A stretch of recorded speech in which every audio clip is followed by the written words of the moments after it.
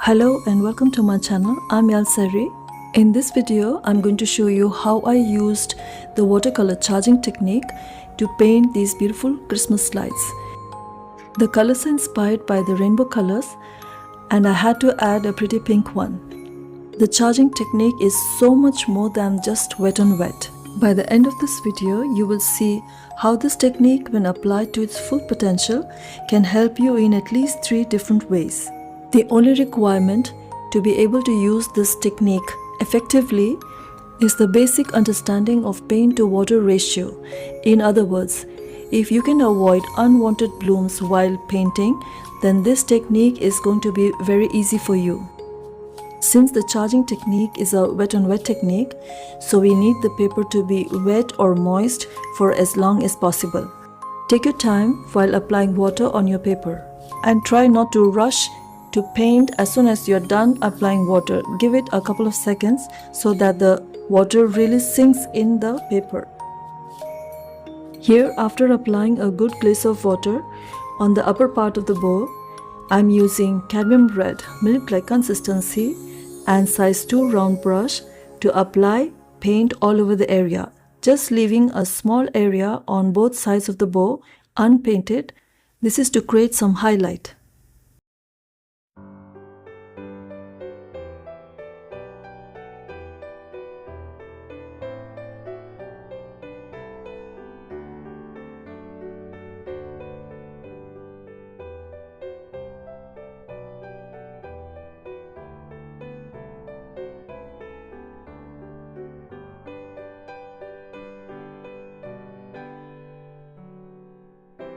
And while the paper is still moist, I'm using a mixture of cadmium red with neutral tint as a shadow color to apply in all those areas where there can be shadows.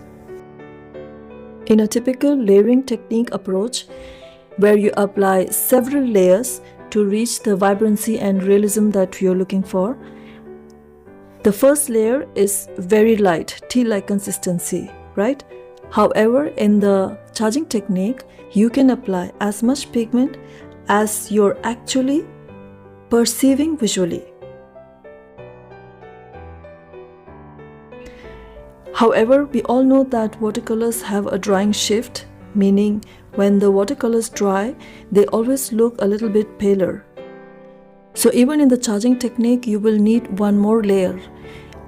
In this layer, you might boost the color or the intensity of the colors by glazing, or you may want to give more detail and definition by using the wet on dry in the second and the final layer, because there are subjects that if you only do wet on wet charging technique, they will look incomplete.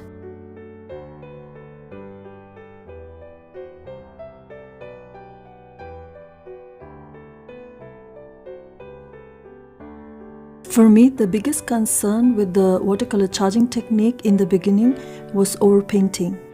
I was worried that I will end up overpainting because of the much thicker consistency of paint in the very first layer. However, in the charging technique, since we do not use so many layers, the paintings never look overworked.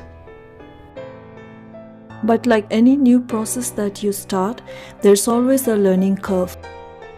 However, in my opinion, the benefits of charging technique cannot be ignored. It allows you to accomplish most of your painting in the very first layer, so it accelerates your painting process and makes it so much more intuitive. Since you don't need to add, let's say, 7 to 8 layers to your painting, so your paintings are more vibrant and full of light and life. And it is a more intuitive and direct approach to watercolors without getting lost in all those layers. But you do need to control very well the water to paint ratio, as I mentioned in the beginning of this video.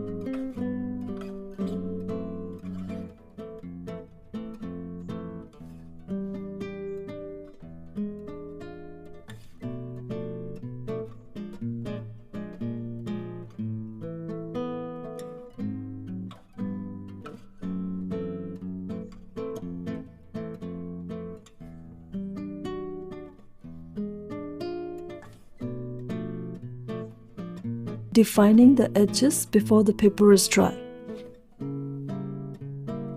For the berries here, I'm using a very light tea-like consistency because I want them to look a little bit pinkish and not steal the focus from the red bowl.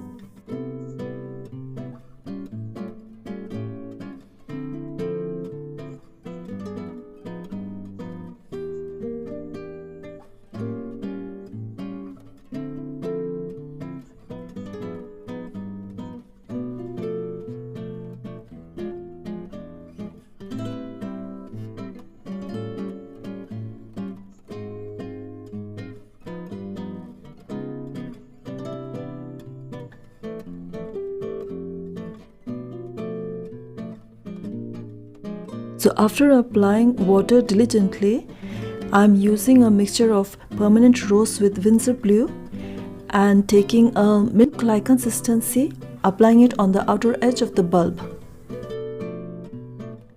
So basically dropping in the paint near the edges and using my brush to pull that paint towards the center, however leaving a small area in the center with the white paper showing, so that it can act as our highlight.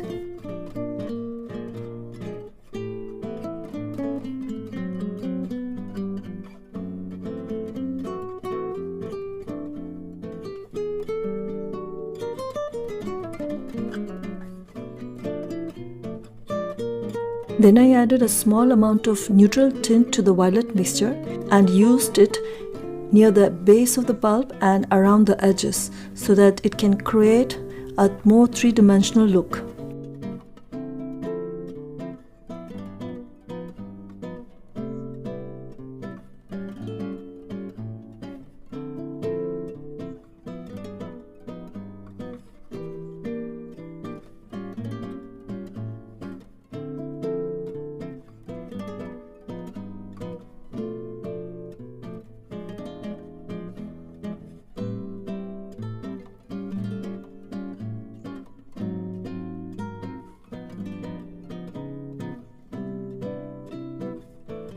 The paper is still moist, so I'm using my 000 round brush to define and sharpen the edges.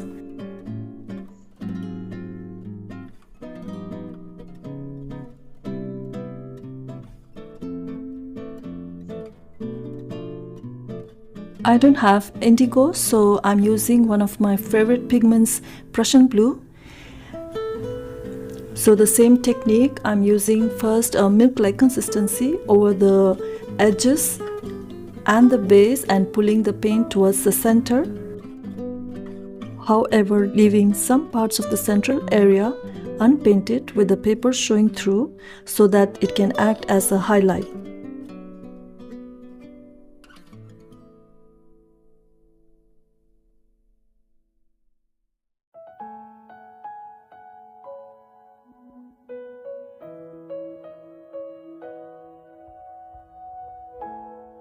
Then I added a small amount of neutral tint to Prussian blue, and I'm using this mixture to apply at the base and on the sides. And I'll be using the same charging technique to the rest of the bulbs, first applying the pigment, leaving the central area for highlight, and then creating a mixture of this pigment with neutral tint to create a darker mixture for the shadows, except for the yellow bulb where I used cadmium orange as the shadow color.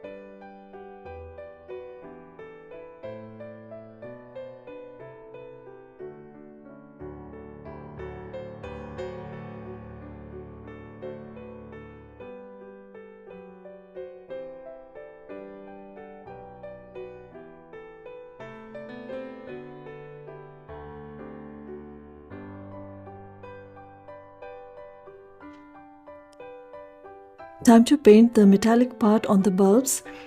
I'm using transparent gold deep for a golden look, but if you prefer silver, you can use a grey mixture.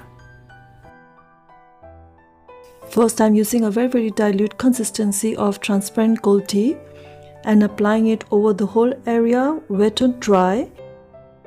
The paper is dry so that I can leave some areas with the white paper showing through.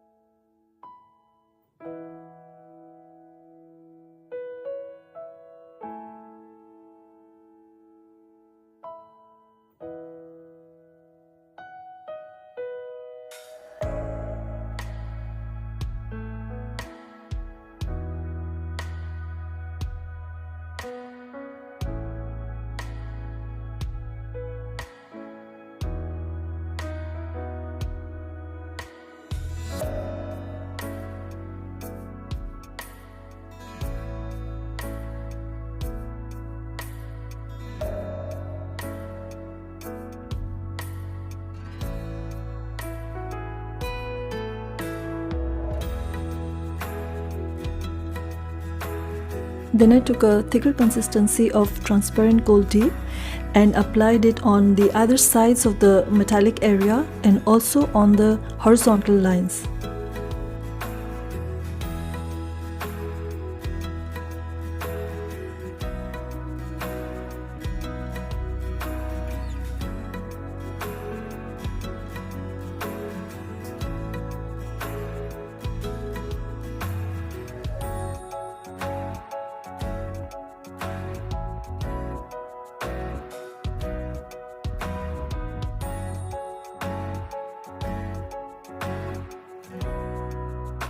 Next, I used a mixture of transparent gold dip with neutral tint and my 000 round brush to enhance those horizontal lines.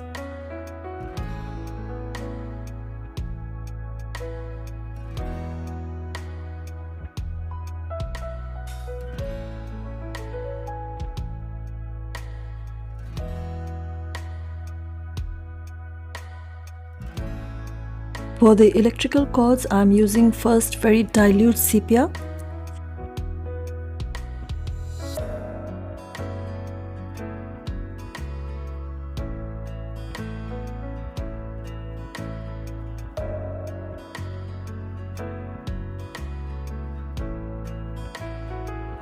And while the paper is still moist, I took a thicker consistency of same sepia and applied it only on one side of the cords.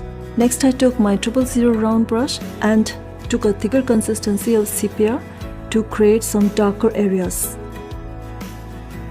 Now that the painting is completely dry, it's ready for its final layer. For this, I'll be using a very dilute consistency and apply a very thin layer, wet on dry, to boost the color. So first I lay down the paint, then clean my brush and remove the excess moisture, and then use this damp brush to spread the paint.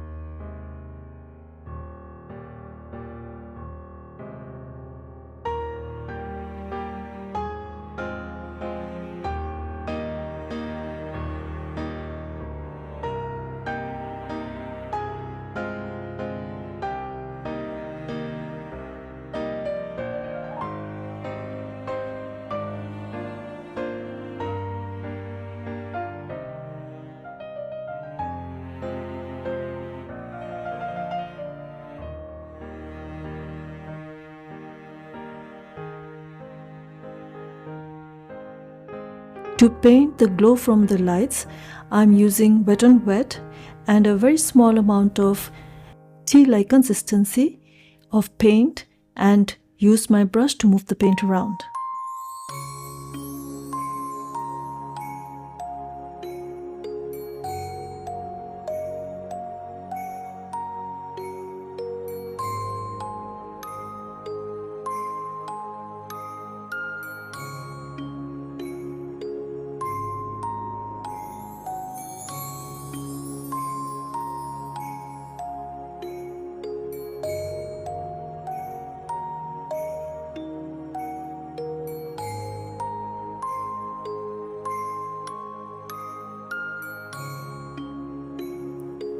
And here's the finished painting. I used a golden metallic brush pen to paint the borders. Thank you very much for watching this video. Please like, share and subscribe if you haven't already. I will see you next week with a new tutorial. Bye for now.